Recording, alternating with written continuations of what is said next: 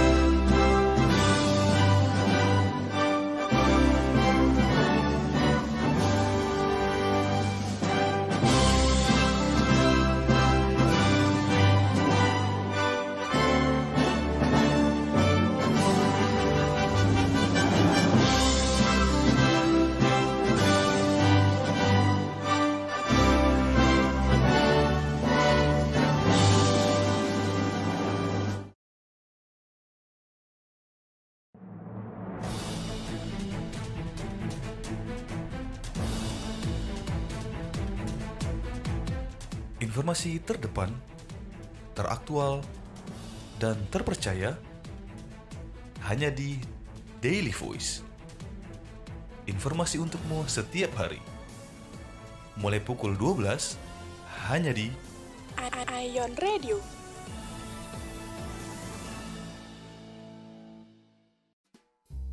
Anjayani, Buaya di sini.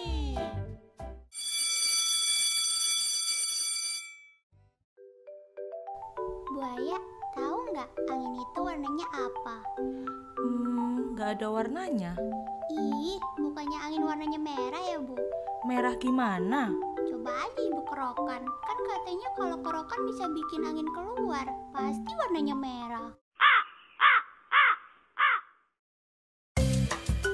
Berita update, ya di sini. Lagu terasik, ya di sini. Info menarik, ya di sini. Sini. Ion Radio.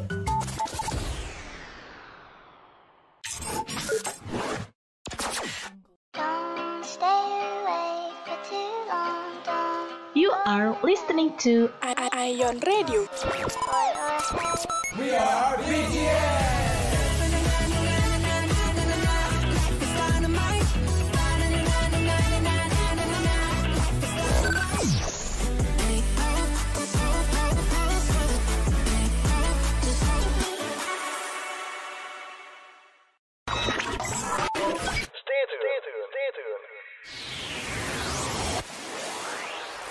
Stay tuned on Ion Radio. Ion Radio.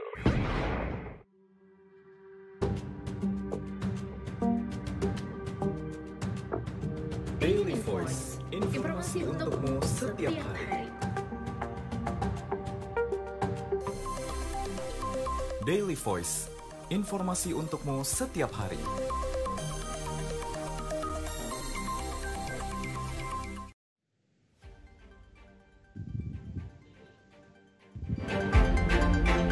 Satgas Malang targetkan kejar anggota MIT Poso sebelum Natal 2020.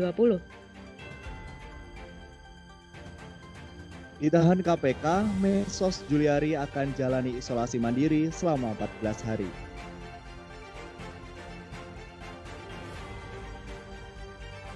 Malaysia cabut lockdown di sebagian negara bagian.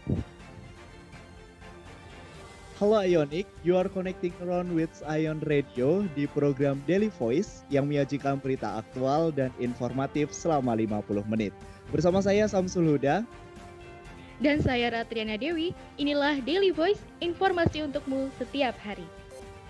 Nah, kami telah menyiapkan berbagai berita di segmen Daily Voice, Obrolan menarik di segmen Daily Talk, dan rangkaian info aktual yang dikemas di segmen Daily Info. Ya, langsung saja kita masuk ke Daily Voice selengkapnya.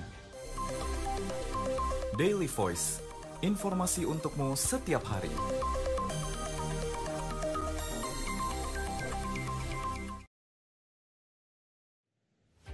Ionic, pasca pembunuhan oleh kelompok Mujahidin Indonesia Timur yang menewaskan 4 orang keluarga di Sigi, Sulawesi Tengah sampai sekarang masih dalam tahap pengejaran. Menko Polhukam memerintahkan untuk menangkap Ali Kalora beserta anggota yang tersisa sebelum Hari Raya Natal 2020. Untuk informasi selengkapnya, inilah reporter kami Faiz Iqbal. Pada jam 9 Jumat pagi itu, Pasukan gabungan melalui Satuan Tugas Tinombala hingga Rabu 9 Desember masih mengejar Ali Kalora dan anggota Mujahidin Indonesia Timur. Operasi pengejaran kelompok Mujahidin Indonesia Timur yang berlangsung dari bulan November lalu sudah memasuki jilid keempat. Dalam pengejaran jilid keempat ini, TNI Polri juga tergabung dalam Satuan Tugas Tinombala dan ditugaskan untuk mengejar sisa 11 DPO lainnya. Analisis utama Intelijen Densus 88 Anti Teror Polri, Brigjen Pol Ibnu Suhendra, mengatakan kalau operasi Satuan Tugas Tinombala jilid keempat ini ditargetkan tuntas sebelum Hari Raya Natal 2020. Perintah dari Bapak Menko Polhukam, kami diperintahkan menangkap Ali Kalora sebelum Natal dan Tahun Baru. Oleh karena itu, kita harus berupaya keras untuk segera menangkap kelompok ini. Masa dinas Satgas Tinombala yang awalnya berakhir pada 31 Desember 2020 kemungkinan akan diperpanjang jika target operasi belum tertangkap. Dari 11 orang anggota Mujahidin Indonesia Timur masih ada Ali Kalora yang mana sebagai pemimpin kelompok teroris ini. Dari Palu, Sulawesi Tengah, Faiz Iqbal melaporkan untuk Ion Radio. Berita selanjutnya datang dari Pilkada Serentak 2020. Hasil quick count Pilkada Kota Solo, Jawa Tengah diungguli telak oleh pasangan Gibran Teguh. Dari data Carta Politika, pasangan Gibran Teguh mengungguli lawannya dengan total suara 87,15%. Sedangkan lawannya pasangan Bagio Suparjo mendapat perolehan suara sebanyak 12,85%. Sementara itu Ionic, adik ipar Gibran, Bobi Nasution juga unggul dari pasangan petahana Ahyar Nasution dan Salman Al-Faris dalam Pilkada Medan. Bobi berhasil meraup 55,29%, sementara Ahyar Salman mengantongi 44,71% suara. Kita beralih ke Pilkada Kota Metro, Bandar Lampung. Meski pilkada digelar di tengah pandemi, warga Kota Metro tetap antusias datang ke TPS. Dari hasil hitung cepat, pasangan Wahdi Zaman mengungguli 4 paslon lainnya. Kita simak laporan selengkapnya oleh kontributor RRI Lampung, Ikhwan. Warga Kota Metro tetap antusias mendatangi tempat pemungutan suara atau TPS untuk memberikan hak pilihnya pada pilkada serentak kemarin. Seperti warga Kecamatan Metro Selatan, Kota Metro, Bandar Lampung yang datang ke TPS 001 secara bergiliran untuk menghindari kerumunan lantaran pandemi COVID-19. Sejak pukul 7 pagi waktu Indonesia Barat, warga mulai berdatangan ke TPS sesuai jadwal yang sebelumnya sudah ditentukan. Warga juga mengaku tidak mengalami kesulitan meski harus mematuhi protokol kesehatan. Sejauh ini kondisi pemungutan suara di Kota Metro terbilang cukup kondusif. Setelah sekitar 115.844 pemilih yang masuk daftar pemilih tetap atau DPT yang menggunakan hak pilihnya di TPS. Warga yang masuk dalam DPT ini menggunakan hak pilihnya di 310 TPS yang tersebar di 22 kelurahan dan 5 kecamatan sekota Metro. Pilkada di Kota Metro diikuti 4 pasang calon. Dan berdasarkan data resmi KPU menunjukkan hasil penghitungan suara sementara pasangan calon yakni Wahdi Komaruzaman unggul dengan 32,2%, pasangan Ahmad Mufti Saleh Chandra 20,6%, pasangan Ampian Bustamirudi Santoso 28,9%, dan pasangan Anna Morinda Fritz Ahmad Nuzir memperoleh 20,6%. Dari Metro, Lampung, kontributor Ikhwan melaporkan untuk Ion Radio. Menteri Sosial Juliari Batubara resmi ditahan KPK sebagai tersangka penerimaan suap dana bantuan sosial COVID-19. Mensos nantinya akan diisolasi selama 14 hari di gedung Kafling 1 KPK. Untuk mengetahui perkembangan terkait penyelidikan Mensos, kita sudah terhubung dengan reporter Ayon Radio Rianka Ibrahim yang sekarang berada di gedung KPK Jakarta. Rianka, bagaimana kelanjutan dari penyelidikan Mensos Juliari di gedung KPK? Halo Rianka.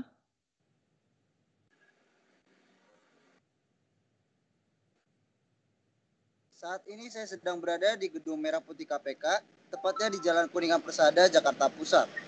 Melanjutkan perkembangan kasus korupsi dugaan suap bansos corona sebesar 17 miliar di wilayah Jabodetabek oleh Menteri Sosial Juliari Batubara, yang dimana Mensos resmi ditahan KPK di rutan KPK cabang Pom-Dam Jaya Guntur selama 20 hari ke depan. Penahanan ini juga bersamaan dengan tersangka Adi Wahyono yang akan ditahan di Rumah Tahanan Negara Polres Jakarta Pusat. Dari informasi yang saya dapatkan hari ini, sebelum ditahan, Mensos Juliari nantinya akan menjalankan isolasi mandiri di Gedung Pusat Pendidikan Anti Korupsi KPK Kafling C1. Belum ada kabar pasti sampai kapan Mensos akan berada dalam masa isolasi. Namun, masa isolasi ini dilakukan KPK sebelum melakukan penyelidikan lebih lanjut terhadap Mensos Juliari beserta 4 tersangka lainnya. Dan dalam masa isolasi, KPK juga meminta agar Mensos Juliari segera membuat surat pernyataan pengunduran diri sebelum tahap penyelidikan kepada Mensos dilakukan. KPK juga tengah mengusut adanya dugaan korupsi di daerah penerima bansos COVID-19. Salah satunya yang masuk dalam tahap pengembangan kasus oleh KPK adalah bansos yang sempat diterima Pemkot Kota Surabaya dari Mensos Juliari.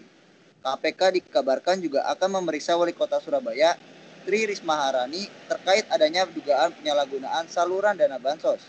Hingga saat ini, Ketua KPK Firly Bahuri dalam keterangan resminya masih akan mendalami pasal 2 ayat 2 Undang-Undang Nomor 31 Tahun 1999 tentang hukuman penjara seumur hidup.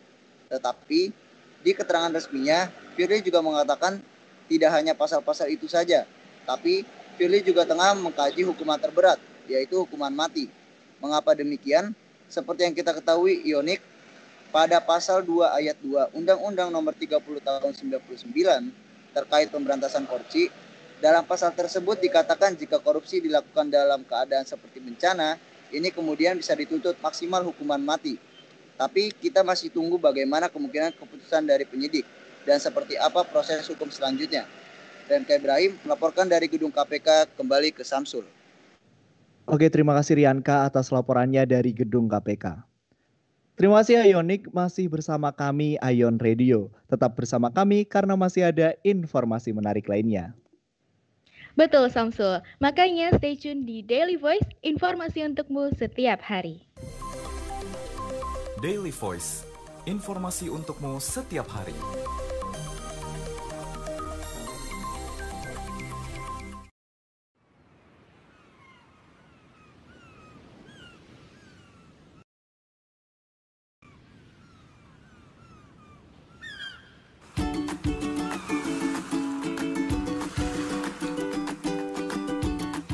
Wah, keren banget pantainya.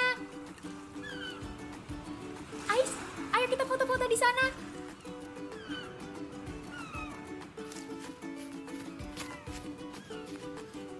Jangan lari-lari, Shift. Tungguin. Siapa sih yang buang sampah sembarangan? Astaga, bener-bener ya. Pantai secantik ini masih aja dikotorin.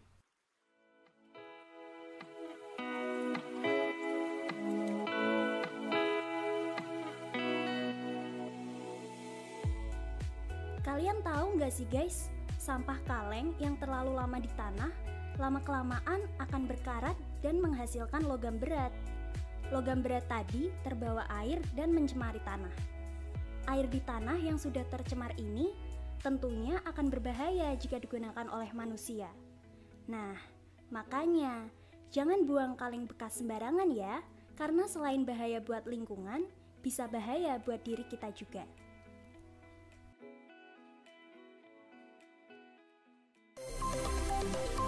Daily Voice, informasi untukmu setiap hari.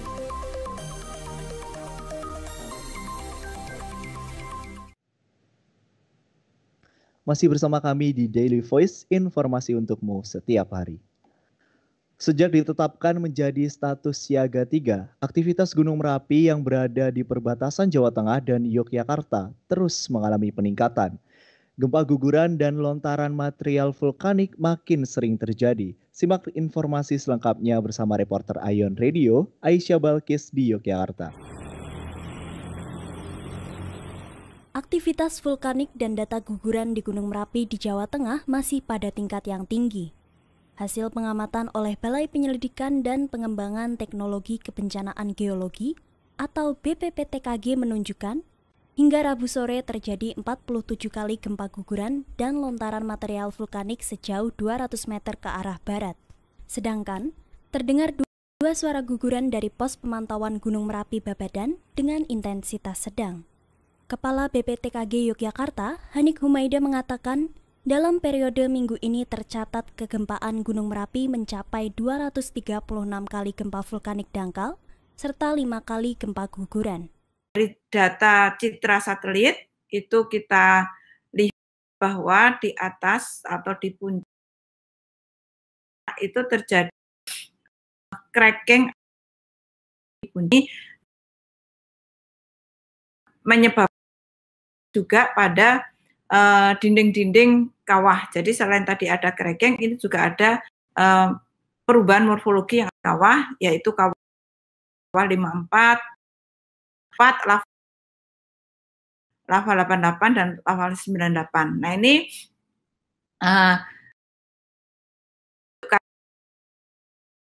hanya dari dalam menuju ke permukaan.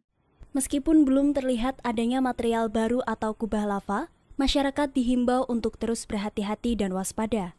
BPPTKG juga meminta masyarakat untuk terus mengikuti informasi dari pemerintah mengenai perkembangan dari aktivitas Gunung Merapi.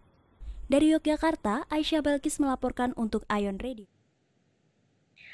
Ayonik, sejak awal pandemi virus COVID-19, semua orang beranggapan bahwa orang dewasa hingga lansia paling beresiko dalam kondisi parah bahkan meninggal dunia akibat COVID-19.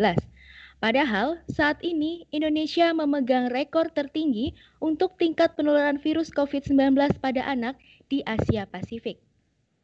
Di lain sisi, berdasarkan data Ikatan Dokter Anak Indonesia, Yogyakarta, Jogja tercatat sebagai salah satu provinsi dengan tingkat penularan COVID-19 yang tinggi pada anak.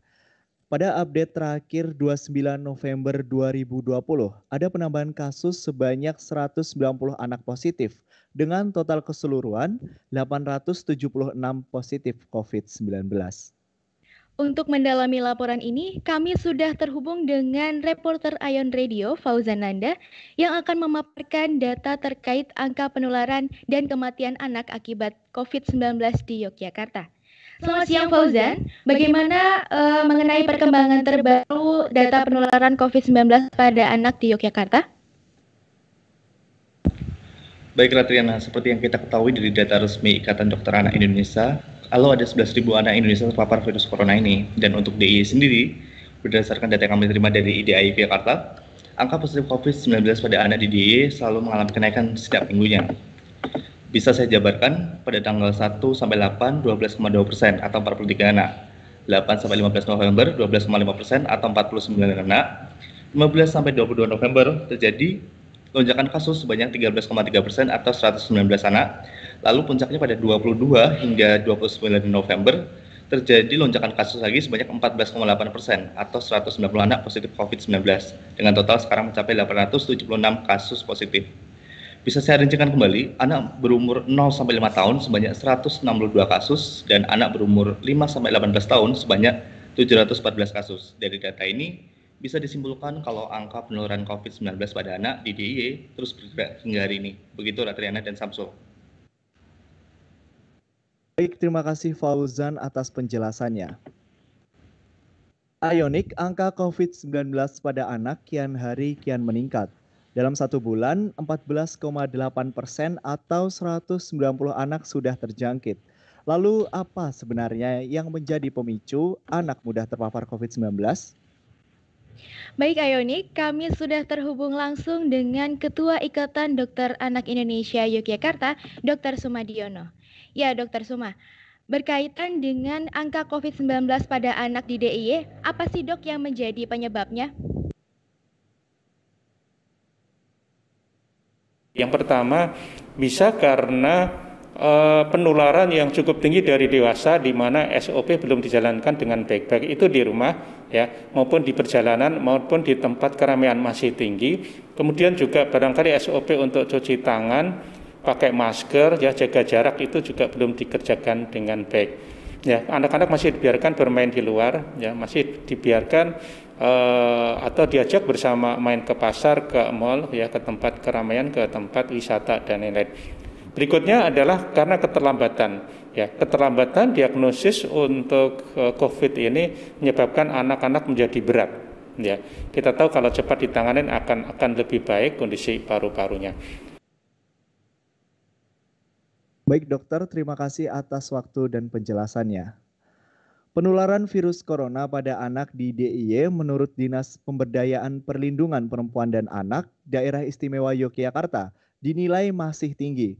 Hal ini disebabkan karena tingginya interaksi anak dan keluarga saat berada di rumah dan kurangnya pengawasan ketika mereka bermain di luar. Lantas, bagaimana peran orang tua, masyarakat, dan pemerintah dalam menyikapi penularan COVID-19 pada anak guna mencegah terjadinya klaster keluarga? Berikut kita dengarkan pernyataan Kepala Dinas Pemberdayaan Perlindungan Perempuan dan Anak Daerah Istimewa Yogyakarta, Erlina Hidayati. Sebetulnya kan sudah sejak 2 bulan lalu ya, kami pun melalui kantor DP3AP2 atas arahan dari Kemen PPPA, Kementerian, itu kan sudah menggembar-gemborkan, sudah mengedukasi, mensosialisasikan terkait dengan bahayanya klaster keluarga ini, begitu, bahwa kalau tadinya hanya 3M itu ketika ada di luaran dan sebagainya, sejak 2 atau 2 bulanan lalu lah mungkin, itu sudah dimulai kampanye untuk di dalam rumah pun memakai masker, Mas. Nah itu karena orang sudah mulai bekerja keluar tadi, gitu. Tidak BFL lagi gitu, sehingga potensial menularkan di dalam keluarga kan semakin tinggi. Nah waktu itu dimulailah kampanye untuk kemudian di dalam rumah pun itu anggota keluarga memakai masker, itu untuk meminimalisir risiko itu. Menyikapi hal ini, pemerintah terus bergerak demi mengedukasi orang tua dan masyarakat. Oleh karena itu, peran dan pengawasan dari orang tua sangat dibutuhkan untuk pertumbuhan dan perkembangan anak, terlebih di masa pandemi seperti sekarang. Demi perhatian dalam memberikan 3M pada anak secara disiplin, sedikit demi sedikit akan bermanfaat untuk kesehatan anak ke depannya. Baik Ayonik, kita beralih ke berita selanjutnya.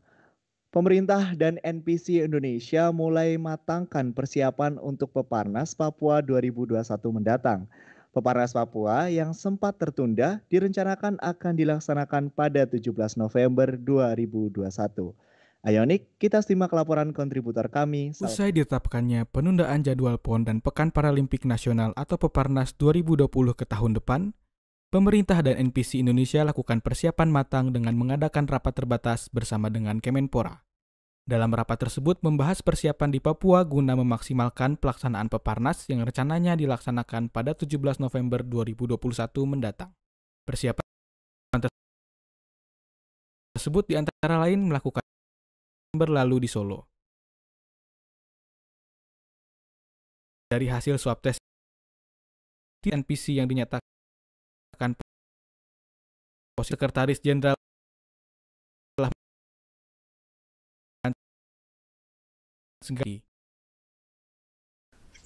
bikin apa namanya nomor ketentuan khusus sudah dicetak jadi technical handbook terus diedarkan itu Mas. Sebagai informasi, Kementerian PUPR bersama dengan Bappenas tengah mempercepat kesiapan aksesibilitas venue agar sesuai untuk penyandang disabilitas.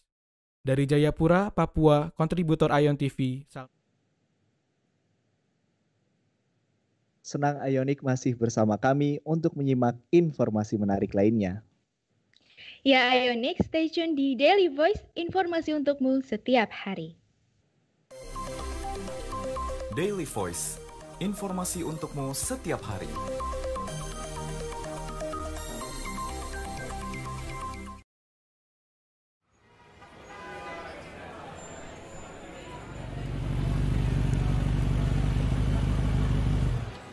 Ada apa mbak? Kok rame-rame begitu? Itu mas, ada rombongan ibu-ibu lagi sepedaan. Nah, lampu merahnya tuh diterobos dan kendaraan pada kaget. Ada korban nggak mbak? Terus, ini kok masih ngegerombol di sini? Itu tuh mas, pada ngeyel, dibilangin.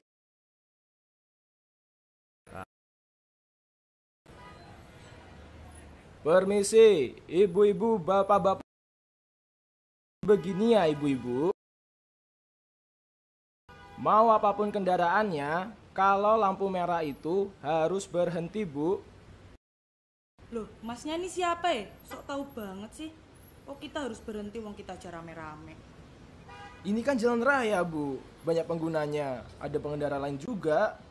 Kalau ibu mau sepedaan, kan ada jalur untuk pesepeda, Bu. Heh, lah sempit gitu jalannya ya nggak mau toh, Mas? Itu supaya pesepeda tidak bergerombol di jalan, Bu. Kan kasihan toh pengguna jalan lain, nanti nggak bisa lewat.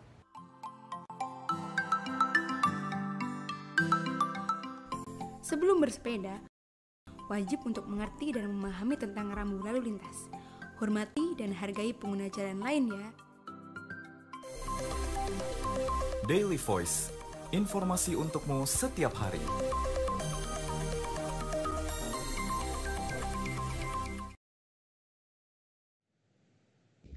Ionik, pemerintah Belgia kembali menerapkan lockdown di tengah melonjaknya kasus virus COVID-19 sampai waktu yang belum ditentukan. Berbeda dengan lockdown pertama, lockdown kedua kali ini diterapkan dalam skala nasional. Nah, Ionik bisa mengikuti laporan selengkapnya bersama kontributor kami, Monica di Belgia.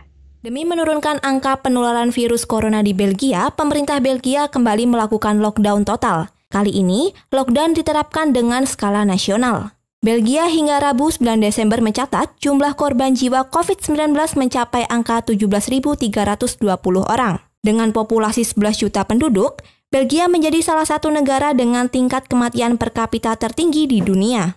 Pembatasan ketat dalam lockdown kedua ini di antara lain, masing-masing keluarga hanya diperbolehkan menerima satu tamu saja. Semua toko usaha di Belgia diminta tutup mulai Senin 2 November lalu hingga pertengahan Desember mendatang. Selain itu, musim liburan di Belgia juga akan diperpanjang hingga 15 November mendatang. Aturan jam malam serta penutupan bar dan restoran juga akan lebih diperketat dalam lockdown kedua ini. Pemerintah Belgia juga memutuskan untuk meniadakan acara publik untuk perayaan Natal dan Tahun Baru. Hal ini dilakukan sebagai antisipasi adanya gelombang ketiga. Kontributor Belgia, Monica, melaporkan untuk Ion Radio. Malaysia akhirnya mencabut kebijakan lockdown di sebagian besar negara bagian. Pencabutan ini didasari oleh kondisi kasus COVID-19 di Malaysia yang mulai membaik. Untuk mengetahui situasi pasca lockdown di sana, kita simak laporan kontributor kami, Aunilah Ahmad. Kondisi terkini kasus COVID di Malaysia per Senin 7 Desember 2020 sebanyak 1.600 kasus positif baru, 1.033 pasien sembuh, serta 2 lainnya meninggal. Hal ini mencatatkan 74.294 total kasus positif, 62.306 kasus sembuh, serta total 384 orang meninggal dunia sejak awal COVID terjadi di Malaysia. Di samping itu, lockdown atau perintah kawalan pergerakan bersyarat yang diberlakukan di wilayah Kuala Lumpur, Selangor, dan Putrajaya resmi dicabut kemarin, Senin 7 Desember 2020. Kebijakan ini memperbolehkan orang untuk melakukan perjalanan lintas negara bagian tanpa izin polisi. Warga juga diperbolehkan mengendarai mobil tanpa batas 2 penumpang, serta dilonggarkannya kebijakan terkait restoran dan juga warung makan.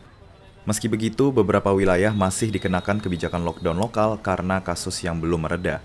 Kontributor Malaysia, Aunilah Ahmad melaporkan untuk Ion Radio. Ionik, demi memulihkan ekonomi, ratusan pedagang asal Indonesia turut membantu menggerakkan roda ekonomi di Timor Leste. Pemerintah Timur Leste mencatat ada ratusan warga negara Indonesia yang mulai membuka usaha di akhir tahun 2020. Berikut laporannya oleh kontributor Timur Leste, Linda. Meski kondisi ekonomi Timur Leste tahun 2020 dinilai memprihatinkan akibat terpukul pandemi COVID-19, namun di tahun 2020 ini, pemerintah Timur Leste mencatat ada banyak perusahaan dan pengusaha berwarga negara Indonesia yang mulai membuka bisnis di Timor Leste. Pengusaha berwarga negara Indonesia ini banyak memulai usaha mereka di ibu kota Timor Leste, Dili.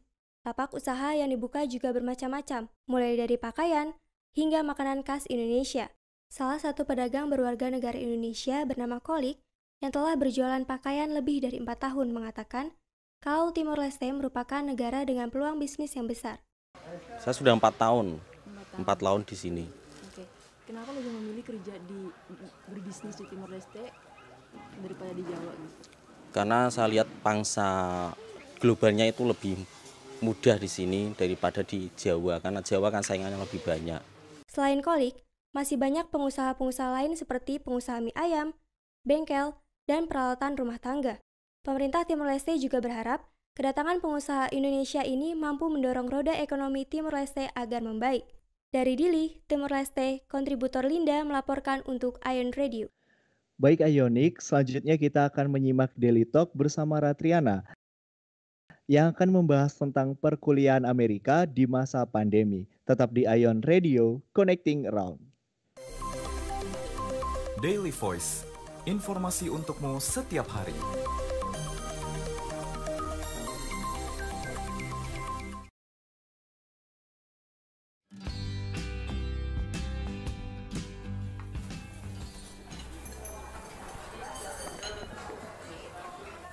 Tadi tugasnya Bu Siti apa aja sih?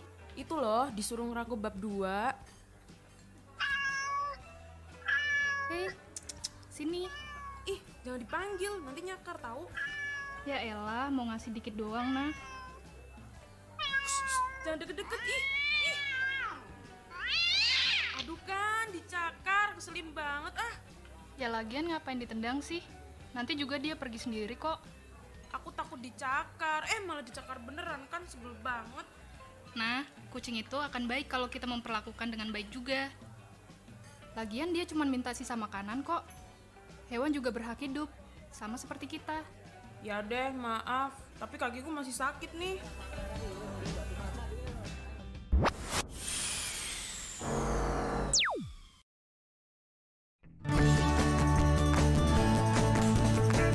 Daily Talk, interaktif dan informatif. Halo Ionik, kembali lagi bersama saya, Ratriana, di segmen Daily Talk. Sebelum menyapa narasumber, yuk kita ikuti kesehariannya. Hai, selamat pagi dari Maryland, Amerika Serikat. Nama saya Fatikan Rama Fadriati, biasa dipanggil Tia. Saya mahasiswa jurusan biologi di Montgomery College, dan kegiatan hari ini rencananya saya akan do some laundry. Setelah itu ada kelas, dan nanti ada kegiatan volunteer di Masjid Indonesia. Dan berhubung masih masa pandemi, jangan lupa masker, gloves, dan hand sanitizer. Selain ke kampus, kegiatan saya biasanya yaitu ke laundry, lalu beli groceries atau alat tulis, dan belajar untuk persiapan kelas berikutnya. Nah, ini kegiatan online kelas selama pandemi. Seperti biasa, kolom chat digunakan untuk attendance, discussions, or answers. Ini saya sedang berada di Imam Center, yaitu Masjid Indonesia yang ada di Maryland, di Silver Spring tepatnya, di mana tempat saya tinggal saat ini. Dan hari ini saya ada kegiatan volunteer, yaitu persiapan untuk Thanksgiving bulan November.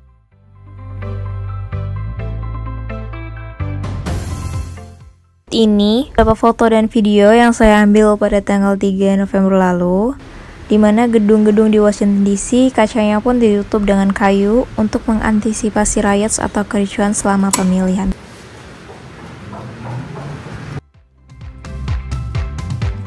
Ya, itu tadi kegiatan saya sehari-hari. Terima kasih sudah mengikuti aktivitas saya hari ini. Harapannya mudah-mudahan pandemi segera berakhir, kegiatan semuanya kembali seperti sedia kala.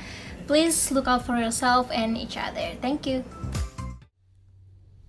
Kita tadi sudah mengikuti keseharian narasumber kita siang ini, yaitu Fatika Fajriati atau akrab disapa Tia. Mbak Tia ini adalah seorang mahasiswi asal Indonesia yang kuliah di Amerika, tepatnya di Montgomery College. Nah, untuk Ionik yang ingin tahu gimana sih kuliah atau sekolah di Amerika dan mau tanya-tanya tentang suasana kuliah di sana, bisa langsung tulis pertanyaan di platform Ion Corporation. Ionik, sekarang kita sapa yuk Mbak Tia. Good evening. Hi, good evening. How was your day? It was good, alhamdulillah. And yourself? It's been good, thank you. Sebelum masuk ke topik nih Mbak, saya bawa sesuatu nih. Mbak Tia ingat? Waduh, apa nih? Telepon ya? Iya, ya bener banget, telepon. Kangen gak sih Mbak sama makanan Indonesia? Wah, kangen banget tuh sama jajanan pasar ya Indonesia. Di sini jarang banget ada yang jarang banget bikin. Jarang banget ada yang nyediain. Bener. Oke, kita beralih ke topik kita ya Mbak. Amerika. Apa yang terlintas di benak Mbak Tia mendengar kata Amerika? Ya, Amerika. Waktu dulu di Indonesia, ketika mendengar Amerika itu kayak jauh. It's like another side of the world gitu.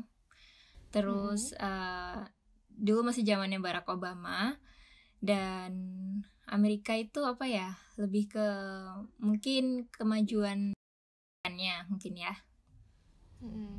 Gitu. Oke, ngomongin pendidikan nih Mbak, apa aja sih persiapannya sebelum menempuh pendidikan ke Amerika Mbak? Ya, kalau persiapannya yang utama itu kemampuan bahasa ya, bahasa Inggris. Jadi dari kecil belajar bahasa Inggris, kursus gitu. Dan kalau persiapan pendaftaran untuk sekolahnya itu transkrip or report dari sekolah-sekolah di Indonesia yang kayak di Indonesia. Terus ada TOEFL score and essay, and it depends sama kampus yang kita daftarin. Biasanya berapa TOEFL score yang dibutuhkan. Terus ada kayak surat keterangan sehat, terus bank statement and student visa gitu. Insya Allah siap bisa masuk gitu. Oke, dengar-dengar Mbak Tia kan waktu SMA sempat sekolah di Indonesia. Apa sih perbedaan sistem pendidikannya Mbak?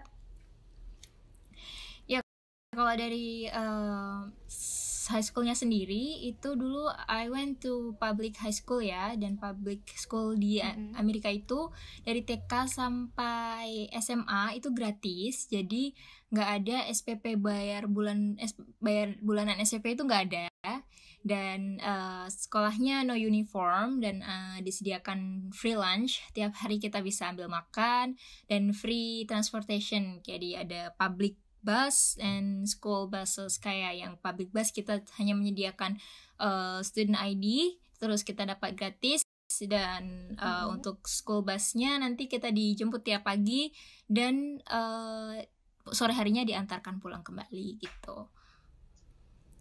Berarti benar-benar kayak yang di film-film gitu ya Mbak, yang kita lihat biasanya? Iya, yang school bus benar-benar kayak di film dulu kita lihat ya biasa. Iya. Oke, saya ingetin dulu nih, Ionik nih. Masih bersama narasumber kita di Amerika, Fatika Fajriati atau Tia. Nah, buat Ionik yang mau tanya-tanya tentang kuliah di Amerika, bisa langsung tulis pertanyaan di platform media sosial Ion Corporation. Kita lanjutin lagi nih, Mbak. Pandemi masih berlangsung. Angka COVID di Amerika juga naik nih. Gimana Tia, akan berubah nggak sih sistem pendidikannya? Ya, jadi dari lockdown akhir Maret lalu, all campuses are still closed dan masih online. Jadi termasuk kegiatan laboratorium itu juga online atau virtual lab, dan belum ada kepastian ya atau kabar untuk kembali ke kampusnya dalam waktu dekat ini. Mengingat juga angka COVID yang semakin bertambah. Juga ini istilahnya itu sekarang kita lagi di kayak twindemic gitu, jadi antara pandemik dari virus flu karena virus sama flu karena cuaca itu kayak lebih beresiko gitu untuk kembali ke kampus sepertinya. Dan sebenarnya saya juga setiap minggunya atau 2 minggu sekali itu mendapat notifikasi atau email tentang infection COVID infection report ya dari kampus, which is mungkin staff yang sedang bertugas di sana itu kena infeksi gitu. Jadi sepertinya belum ada perubahan untuk kembali ke kampus dalam waktu dekat ini gitu. Tetap dapat update dari kampus gitu ya Mbak, untuk tetap berhati-hati, untuk tidak ke kampus benar. Ya, waktu awal pandemi ada kabar nih bahwa pelajar internasional akan dideportasi saat pemerintahan Trump. Gimana reaksi Mbak Tia dan teman-teman waktu itu, Mbak? Ya, benar, karena semenjak bermunculan kasus COVID ya di US, jadi sempat ada keputusan dari Presiden Trump kalau yang intinya tuh international student itu harus terancam dipulangkan ke negaranya masing-masing. Dan waktu itu saya dan teman-teman pribadi juga sempat kaget ya, panik yang jelas. Dan tapi kita juga tetap jangan terlalu panik ya, dengan cara kayak keep update, cari info gitu, bertukar satu state ke state lainnya gitu, dan tetap update sama kampus kita masing-masing dan cari update dari KBRI-nya langsung gitu. Dan alhamdulillahnya setelah 2 minggu itu ada pemberitahuan, maksudnya ada koreksi keputusan kalau sebenarnya tidak semua international student harus dipulangkan, tapi memang yang tidak bisa stay gitu. Jadi berusaha untuk tetap tidak panik ya Mbak ya. Karena kalau nanti kita panik juga mempengaruhi kesehatan kita. Malah nanti kita jadi ngedrop mental juga gitu pikiran. Ya. Iya benar banget. Nah, kalau soal bantuan dari pemerintah nih Mbak, untuk mahasiswa Indonesia di sana ada nggak sih Mbak? Iya, kalau bantuan regarding this pandemi COVID itu ada ya, dari pemerintah RI atau KBRI dan juga beberapa komunitas Indonesia seperti kayak misalnya di masjid gitu, mereka menyediakan bahan pangan atau sembako ya untuk siapa saja yang membutuhkan, dan salah satunya pelajar juga dipersilahkan, dibolehkan untuk ini. Berarti bantuan itu dibuat sesama pelajar atau mahasiswa ya Mbak ya? Benar, kita boleh ikut ambil gitu. Oke. Baik, masih bersama narasumber kita di Amerika, Fatika Fajriati atau Tia. Sekali lagi, buat Ionik yang mau tanya-tanya tentang kuliah di Amerika, bisa langsung tulis pertanyaan di platform media sosial Ion Corporation. Kita lanjutin lagi nih Mbak. Amerika kan baru aja melakukan Pilpres nih. Gimana saat ini suasana Amerika pasca Pilpres? Terutama di tempat Mbak tinggal, kan di Maryland ya, deket banget. Ya. So, as of now, suasananya sih sudah seperti biasa ya. Tidak seperti waktu 1 minggu atau 2 minggu setelah pemilihan. Benar. Di Capitol, jadi sempat banyak macet karena saking ricuhnya itu, saking ramenya protes, baik dari protes dari pendukung Trump atau pendukung Biden gitu. Tapi alhamdulillah sekarang sudah kondusif sih, sudah aman, sudah biasa aja. Udah normal lagi ya Mbak? Benar, udah normal. Nah, suara yang paling banyak mendukung Biden nih Mbak dan berpengaruh dari mana aja itu Mbak? Kalau suara paling banyak Biden sih yang terutama yang itu ya, yang jelas yang bukan pendukungnya Trump. Cuma itu ya dari selebriti, dari kalangan selebriti sampai minority itu kebanyakan memang mendukung Biden, seperti yang berkulit hitam, terus American Muslim dan yang Latino gitu, seperti pelajar Latin gitu, dan juga memang yang orang-orang yang bersahabat atau yang open dengan immigrants, walaupun memang immigrants itu bukan US citizens, jadi mereka tidak bisa memilih atau vote, tapi orang-orang yang dekat atau bersahabat dengan immigrants itu mereka mendukung penuh gitu, Biden side gitu. Jadi memang imigran, kalau menurut saya sih memang imigran itu pengaruhnya besar ya, atau positif di kemajuan Amerika ini. Amerika gitu. Ya, karena imigran di situ juga sangat banyak ya Mbak ya. Benar, iya. Oke Mbak, sekarang saya bacakan dulu ya pertanyaan-pertanyaan dari Ionic nih. Ada pertanyaan pertama dari Haikal Saputra. Dari teman-teman Kak Tia yang citizen Amrik, susah nggak sih? Kayaknya seru tuh buat diterapkan di Indonesia. Silakan Mbak. Oke, kalau setahu saya ya, menurut saya itu sistem pemilu di Amerika itu belum ada yang online. Cuma memang ada yang disebut namanya tuh early vote, which is itu biasanya diperuntukkan untuk elderly atau seniors gitu, yang mereka berhalangan hadir ke tempat actual vote-nya gitu. Dan khususnya untuk di masa pandemi kayak gini, untuk mengurangi kasus COVID, jadi mereka banyak diperbolehkan untuk vote lebih awal gitu. Tapi itu juga nggak online, jadi mereka vote by mail dan nanti di drop di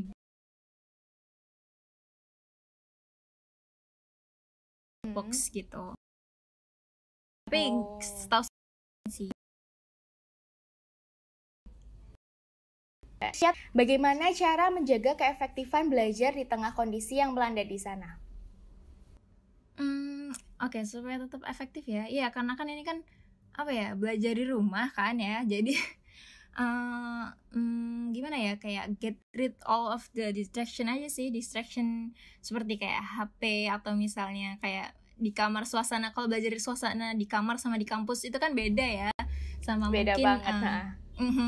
Benar, kebisingan rumah juga kan gitu, beda ya. Jadi ya itu lebih ke mengkondisikan itu, sama harus bisa set schedule aja antara belajar sama istirahat gitu. Kalau menurut saya tetap harus pintar-pintar manage waktu ya. Benar, karena kalau menurut saya belajar dari rumah ini lebih challenging ya, karena kayak lebih sulit aja, banyak distraksinya gitu. Lebih enak belajar di kampus gitu. Oke. Wah, senang sekali dengar pengalaman dan penjelasan Mbak Tia. Oh ya, Mbak Tia ada yang mau disampaikan buat Ionic yang lagi dengerin? Gimana ya, tetap semangat aja, jaga kesehatan. Bener-bener kita semua lagi diuji, jadi kita harus saling membantu, tolong menolong gitu aja. Take care of yourself and one another gitu. Oke. Terima kasih untuk waktunya Mbak Tia. Sampai ketemu dan sehat selalu ya Mbak Tia. Sama-sama. Bye. Terima kasih. Kak Fajriati tentang perkuliahan di masa pandemi di Amerika. Mudah-mudahan bisa memotivasi kita untuk terus belajar dimanapun. Dan Ionic, sekarang kita akan kembali mendengarkan Daily Voice di segmen Daily Info bersama Samsul Huda. Tetap di Ion Radio, Connecting Around.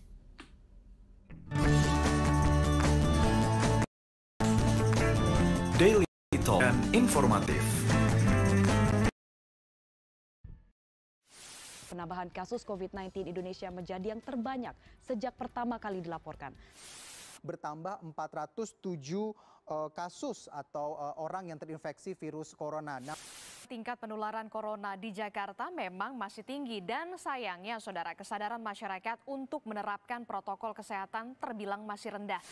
Kampanye protokol memang harus terus digencarkan mengingat kasus positif COVID-19 yang masih terus melonjak. Jadi kalau berkerumun orang berpikir semuanya sehat. Jangan salah, berkerumun itu dengan jarak ya kurang daripada 1 meter bisa menyebabkan penularan COVID-19.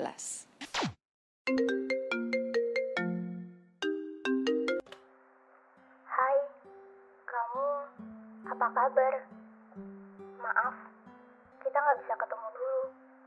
Nggak apa ya, kamu jangan kemana-mana. Keadaan di luar sana sedang tidak baik-baik saja. Aku nggak mau kamu kenapa-napa. Kalau memang harus keluar, jangan lupa pakai masker. Selalu jaga jarak. Dan yang paling penting, kamu harus rajin cuci tangan. Jangan sampai tertular, apalagi menularkan virus ke orang lain di sekitar kamu. Sudah dulu ya. Ingat, sesuatu yang tidak terlihat bukan berarti tidak ada.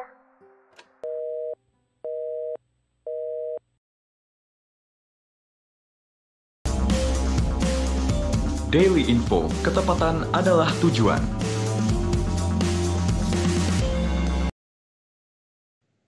Ionic, you are connecting around with Ion Radio. Nah, kali ini Samsul bakal memberikan dua informasi teraktual. Informasi pertama, Ionic, saat ini Merapi masih berstatus siaga. Pihak Badan Penanggulangan Bencana Daerah Sleman juga bersiaga untuk menghadapi erupsi Merapi.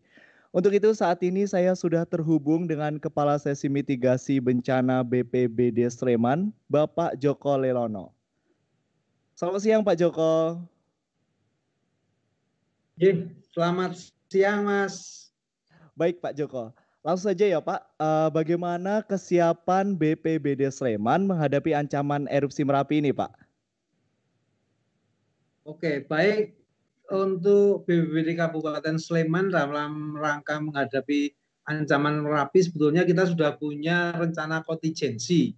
Jadi di rencana kontingensi tersebut kita sudah menyiapkan langkah-langkah yang akan kita lakukan. Tetapi untuk bisa terlaksana kita harus punya payung hukum, sehingga kita harus menetapkan tanggap darurat Merapi. Di sana nanti kita untuk pembiayaan bisa disiapkan dari pendanaan BPBD tersebut. Itu Mas. Jadi nanti langkah-langkah yang akan kita lakukan di sana itu otomatis sudah tercover dan terbiayai oleh dana BTT. Baik Pak, dalam kondisi pandemi seperti ini Pak, bagaimana upaya BPBD Sleman mencegah penyebaran COVID-19 di lokasi evakuasi Pak? Baik, untuk kita upaya di tempat-tempat evakuasi adalah membuat sekat-sekat penghalang untuk mengelompokkan keluarga per keluarga. Jadi saat ini kita sudah membuat sekat-sekat di semua barak pengungsian yang akan dipakai dalam rangka mengantisipasi kalau sampai harus mengungsikan masyarakat yang ada di daerah terdampak. Jadi di sana sudah dibuat sekat-sekat, untuk saat ini sudah lebih dari 200 sekat maupun dari APBD Sleman. Oke Pak, berbicara tentang hal evakuasi Pak, adakah kelompok khusus yang memang diprioritaskan Pak?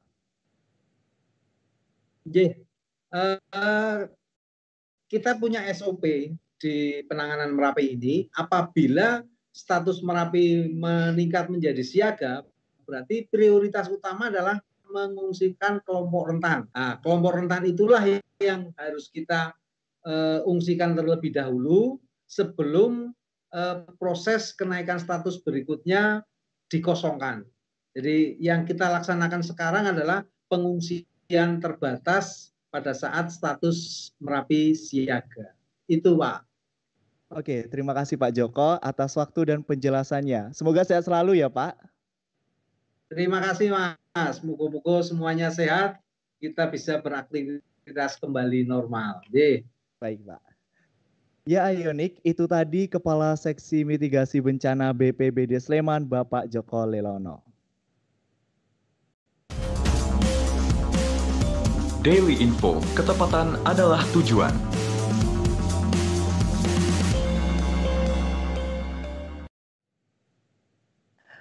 Baik Ionic, beralih info berikutnya. Kami telah merangkum beberapa fakta terkait vaksin COVID-19 yang siap diedarkan di Indonesia.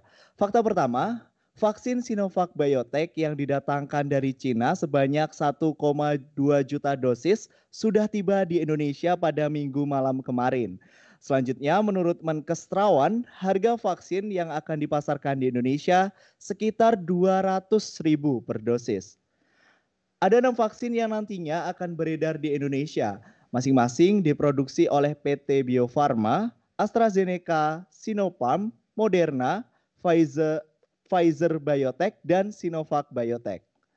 Pemerintah Indonesia akan memprioritaskan golongan-golongan yang mendapatkan vaksin.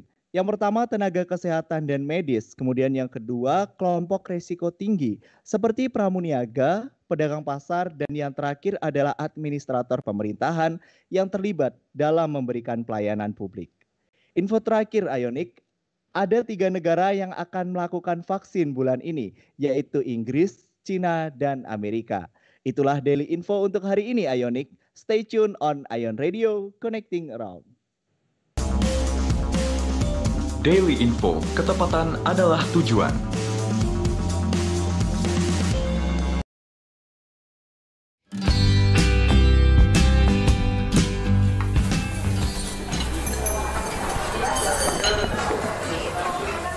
Tadi tugasnya Bu Siti apa aja sih?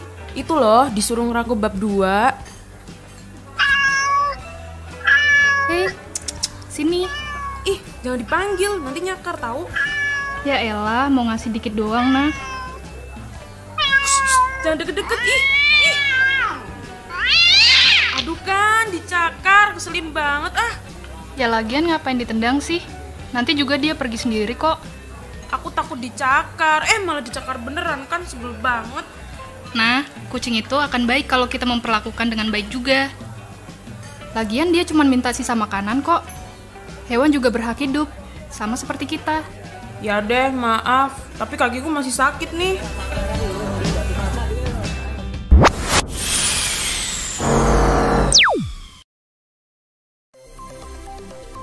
Daily Voice, informasi untukmu setiap hari.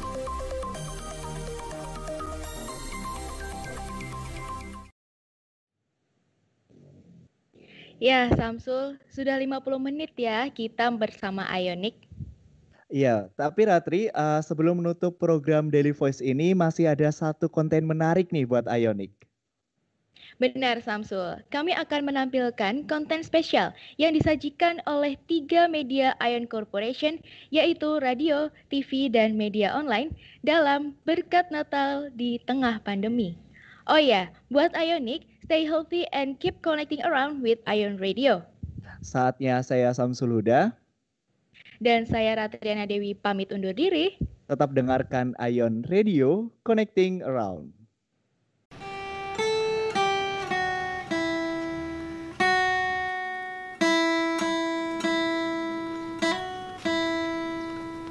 Saat ini saya sedang berada di Gereja Hati Kudus Yesus Ganjuran, Bantul.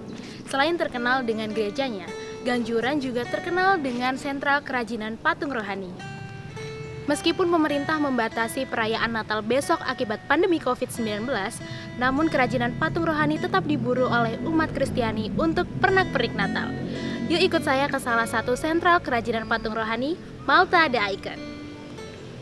Malta The Icon adalah perusahaan yang bergerak di bidang industri pembuatan patung rohani milik Fransiskus Assisi Triatmojo. Pak Tri panggilannya, mendirikan Malta The Icon pada tahun 1994 yang bermula dari hobi membuat patung.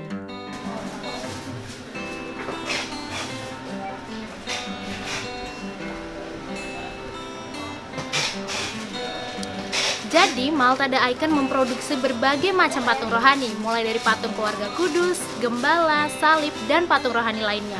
Ukurannya pun beragam, mulai dari 10 cm hingga 3,5 meter. Nah, sekarang saya ingin tahu nih, bagaimana sih proses pembuatan patung-patung ini?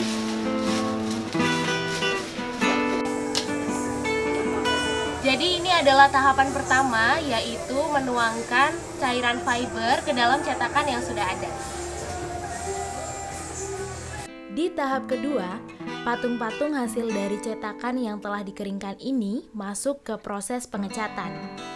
Nah, di tahap terakhir, para pekerja tinggal menempelkan patung ke alas yang berbahan dasar karet supaya patung-patung tetap berdiri kokoh. Di balik serunya pembuatan patung-patung ini, ada banyak pekerja dulunya korban PHK pandemi yang akhirnya bekerja di Malta The Icon. Hal ini membantu Pak Tri pula ketika pesanan akhir tahun membludak. 30% kalau. Sebenarnya itu untuk pesanan patung yang Desember itu meningkatnya di jenis patung Natalnya. Walaupun di tengah pandemi, Malta The Icon masih meraup keuntungan sekitar 400 juta per bulan yang juga dirasakan oleh semua pegawainya. Meisada dan tim Lintas Media melaporkan untuk Ion Corporation.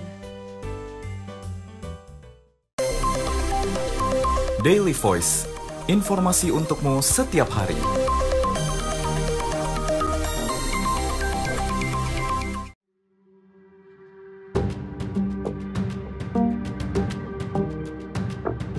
Daily Voice, informasi untukmu setiap hari.